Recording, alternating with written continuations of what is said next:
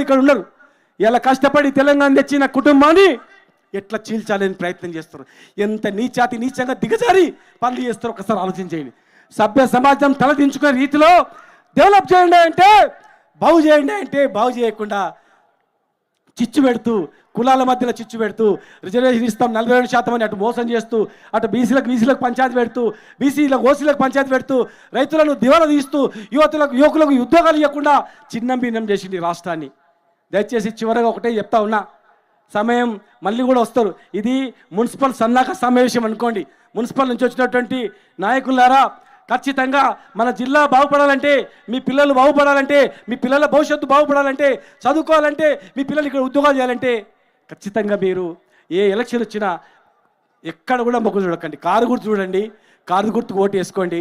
Vote వేస్తే ఖచ్చితంగా ఈ కాంగ్రెస్ ప్రభుత్వం మళ్ళీ రాదు, గుర్తుపెట్టుకోండి. ఎట్టి పరిస్థితుల్లో రాదు. ఏ రైతు వేస్తాడా?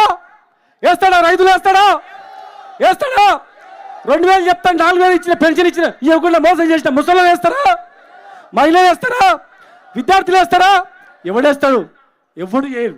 కనుక ఉన్న 2 ఏళ్ళు ఉంటారు వాళ్ళు, 2-3 ఏళ్ళు మాత్రమే. 3 ఏళ్ళలో ఇంకా దిగజారిపోతుంది. 50 లక్షల ఎకరం ఉన్నటువంటి భూమి ఎలా 5 లక్షలకు పడిపోయింది. టౌన్లో పెళ్లికి అవసరం ఉందంటే 500 గజాలు, 100 గజాలు అమ్మి పడిచి పెళ్లి చేస్తుంది. ఇలా 500 కాదు, అంత కూడా కొనేటోడు దిక్కులేడు. ఆలోచన చేయండి. టౌన్లో ఉన్న వ్యాపారస్తులు ఆలోచన చేయండి. రైస్ మిల్లులు ఆలోచన చేయండి. రైతులు ఆలోచన చేయండి. కులము మతం అని లేకుండా అందరూ ఆలోచన చేయండి.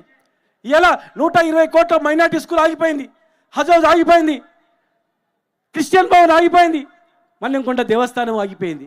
రైతుల పిండి సంచులు, యూరియా పిండి సంచులు పైసలు పెడితే కూడా దొరికే పరిస్థితి లేదు. ఇంత దౌర్భాగ్యమైన పరిస్థితి తెలంగాణ రాకముందు మనం చూసినాం. మళ్ళీ ఇప్పుడు అదే చూస్తూ ఉన్నాం. వాళ్ళ మోసపూరితమైన మాటలకు మోసపోయి కాంగ్రెస్ ఓటేస్తే మళ్ళీ మీ పిల్లల భవిష్యత్తు అంధకారం అయితే గుర్తుపెట్టుకోండి. కనుక ఏ మున్సిపల్ ఎలక్షన్ రేపు వస్తుంది, హడావుడి చేస్తూ ఉన్నారు. సర్పంచ్ ఎలక్షన్ రిజర్వేషన్ ఇస్తామని చేయలేదు, ఇప్పుడు 42% ఇస్తామని చేయలేదు. వాళ్ళు ఇస్తామని మనం అడిగినాం, ఏ కులానికి ఏం చేయలేదు. యాదవులకు 3 లక్షలు వేస్తామని చేయలేదు, ముద్రాజులకు బీసీలు ఏం చేస్తామో చేయలేదు, ఎంబీసీ మంత్రిత్వ శాఖ ఇస్తామని లేదు, 47% బీసీలకు మంత్రి పదవులు ఇస్తామని ఇవ్వలేదు, కార్పొరేషన్ చైర్మన్లు ఇవ్వలేదు, ఎస్సీలకు ఇవ్వలేదు, యాదవులకు మంత్రి పదవి లేదు, మున్నూరు కాపులకు లేదు, ఎంబీసీలకు లేదు.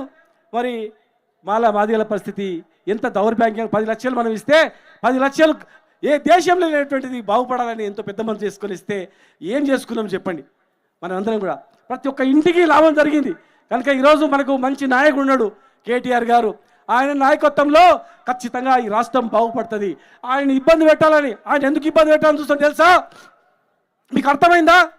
ఆయన రేపు మనకు కాబోయే ముఖ్యమంత్రి కనుక సత్తా ఉన్నాడు కనుక, దమ్ము ధైర్యం ఉన్నాడు కనుక ఒక్కసారి అవకాశం వస్తే మళ్ళీ 20 ఏళ్ళు కేటీఆర్ రానియడరా, ఇప్పుడే బదనాం చేయాలని చెప్పి బదనాం చేయాలని ప్లాన్ చేస్తూ ఉన్నారు, కుట్రలు చేస్తూ ఉన్నారు. పొద్దుగా లేస్తే పచ్చి అబద్ధాలు చేస్తూ ఇలా కుట్రలు చేస్తూ ఉన్నారు.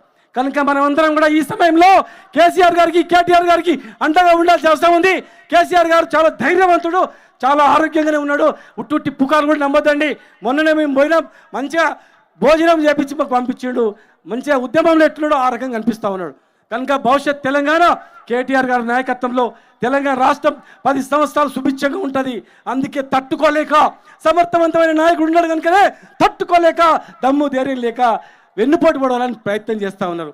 మనం అందరం కూడా కంటికి రెప్పలా కాపాడుకొని మనం ఈ పార్టీని కాపాడుకోవాలి. ఇది పార్టీ, ఉద్యమ పార్టీ, తెలంగాణ తెచ్చిన పార్టీ, తెలంగాణ తెచ్చిన నాయకులు ఇక్కడ ఉన్నారు. కనుక దయచేసి మీరందరూ కూడా ఐక్యమత్యంతో ఉండాలి.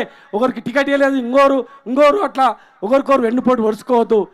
మనం అందరం అట్లా చేస్తే ఖచ్చితంగా మళ్ళీ మనకు నష్టం జరుగుతుంది. కనుక ఐక్యమత్యంతో ఉండాలని చెప్పని మీ అందరి మనసారి కోరుకుంటూ, ఇప్పుడు మనకు భవిష్యత్తు నాయకుడు, మన పెద్దలు, మనకు కాబోయే ముఖ్యమంత్రి ఎవడు ఆపలేడు.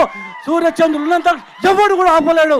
ఖచ్చితంగా అది మనం ఖచ్చితంగా చూస్తామని, ఎన్ని అబద్ధాలు అసత్య ప్రచారాలు చేసి నిందలేనండా ఎవడు ఏం పీకలేడని కూడా చెప్పి మీ ద్వారా తెలియజేస్తూ, మరి పెద్దలు కేటీఆర్ గారిని మాట్లాడవలసిందిగా నేను కోరుతా ఉన్నాను. జై తెలంగాణ! అందరు చేతులెత్తి జై తెలంగాణ, జై కేటీఆర్, జై కేసీఆర్. గౌరవనీయులు పెద్దలు ఆల వెంకటేశ్వర రెడ్డి గారు మాట్లాడవలసిందిగా రిక్వెస్ట్ చేస్తాను.